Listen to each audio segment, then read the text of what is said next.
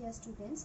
Today we are going to start with a new chapter, that is lines and angles. So before starting the chapter, we have to understand some basic terms that will help you in understanding this chapter in a better way. So students, let us start with our first term that you have to understand, that is a line. I hope many of students know that what do you understand by a line, but let me define and let me recall you this term again. A line is a set of points. A line is a set of points which can be extended infinitely in two directions,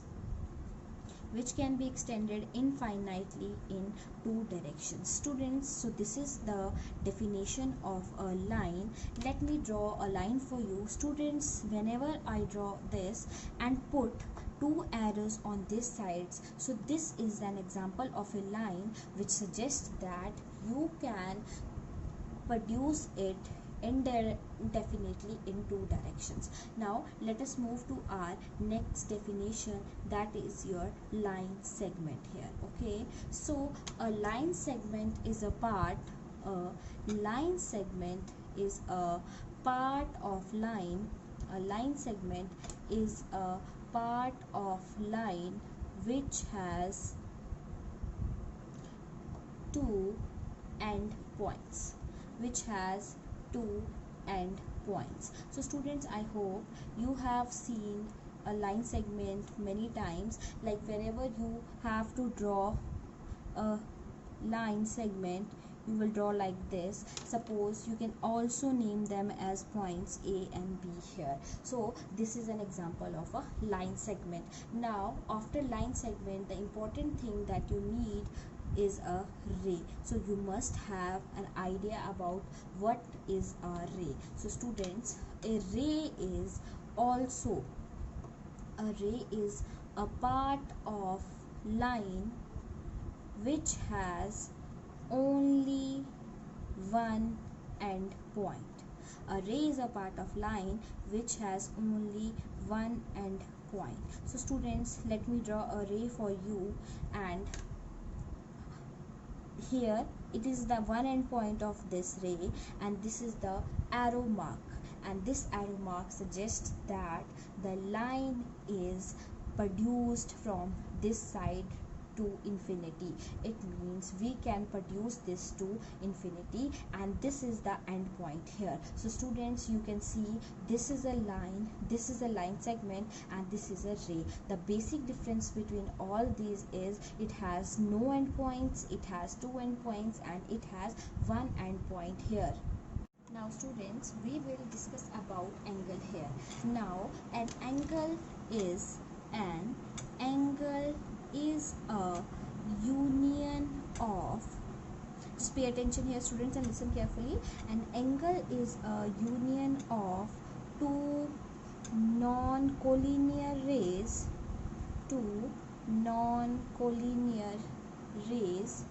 starting from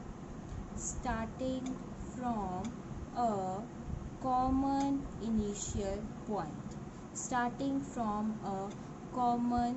initial point. So students, you can see that, let me draw a ray. If I will draw a ray here and I will draw another ray here, okay, so you can see that the angle is forming here. Students, this is a common initial point for both the rays. Okay, so this point is called the vertex. And these two arms are called arms, and these two rays are called arms of the angle. So students, I hope it is clear to you that whenever there is a union of two non-collinear rays from a common initial point, then angle is formed. So here this is your vertex, and these two rays are called arms of the angle here.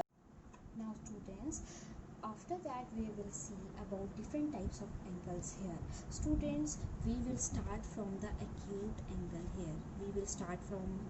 angle here. I hope you know that what an acute an angle whose measure is whose measure is greater than 0 degree and less than 90 degree is known as acute angle.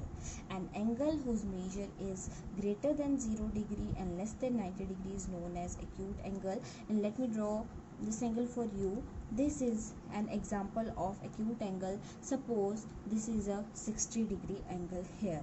Now students, let us move to another type of angle, that is your right angle here. After acute we have right angle here. An angle whose measure is 90 degree. An angle whose measure is 90 degree is known as your right angle, and we will draw 90-degree angle like this here. So students, this type of angle is a right angle here. Now let us move to another type of angle, and that is your obtuse angle. Okay, we will discuss about obtuse angle here. An angle, we are students, actually we are recalling all these things. I know you have idea about all these things, but I will help you in recalling all these things. Okay, so an angle whose measure is more than 90 degree and less than 180 degree is known as your obtuse angle here. So we can draw obtuse angle like this. So this angle is more than 90 degree, suppose 120 degree. Okay students, so these are three types of angles, that is acute angle, right angle, obtuse angle. Okay, now after this we will move to next type of angle, that is your straight angle. We will move to straight angle here students. So here an angle whose measure is 180 degree. An angle whose measure is 180 degree, so that is called your straight angle here. So students, it is just for your understanding, so I have not taken a scale and drawing a line, so it must be a straight line, and 180 degree is like this angle, so this must be your straight angle here students. Students, after reflex angle we will see, after straight angle we will see the next type, that is reflex angle. And let us see what a reflex angle is. An angle whose measure is more than 180 degree and less than 360 degree is known as your reflex angle here. So students, let us draw a reflex angle here. It is somewhat like this, and this portion is your reflex angle. Okay, so this portion is your reflex angle here. Now after reflex angle, the last and type of angle is your complete angle here. The last type of angle is your complete angle here. The angle whose measure is more than, whose measure is 360 degree is known as complete angle here. Okay students, so this is all about the types of angles here. Now after the types of angles students, we will discuss about types of lines here. The main types of lines that you are going to discuss is only two types of lines. First is your parallel lines. Okay students, so parallel lines are those lines which do not, parallel lines are those lines which do not intersect at any point, even at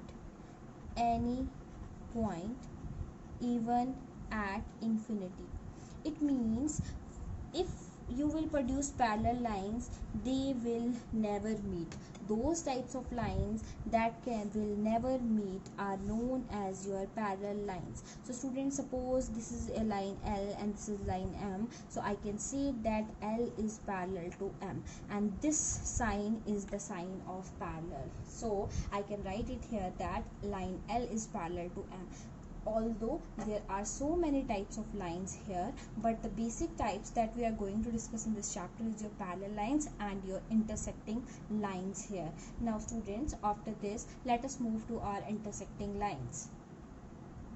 Now students, we will see intersecting lines here. These are very simple lines which intersect with each other.